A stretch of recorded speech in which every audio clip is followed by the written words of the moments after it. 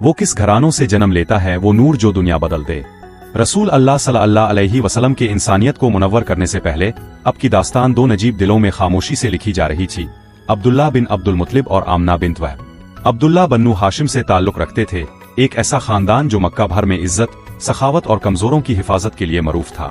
अब अपने किरदार, आजिजी और पाकीज़गी की वजह से काबिल सिताइश थे, जो अपने खानदान के जरिए हजरत इब्राहीम अलैहिस्सलाम की मिरस लिए हुए थे। अब की उम्र मुख्तसर थी, लेकिन अब की खूबियों ने एक दायमी निशान छोड़ा। आमना बन्नू ज़ोहरा से ताल्लुक रखती थीं, जो वकार, दानाई और शाइस्तगी की मालिका थीं। अब का खानदान इल्म, अक्ल और आला अखलाक के लिए मुअज़्ज़ज़ था। अब खामोश ताकत और गहरे ईमान के साथ जिंदगी गुजारती थीं। हालांकि इस वक्त तक वही की रोशनी इस सरजमीन तक नहीं पहुंची थी। जब ये दो अजीम खानदान आपस में मिले तो ये महज इत्तिफाक नहीं था, ये एक इलाही तैयारी थी। उनकी पाकीज़गी से अल्लाह ने तमाम जहानों के लिए रहमत को मुंतखब फरमाया।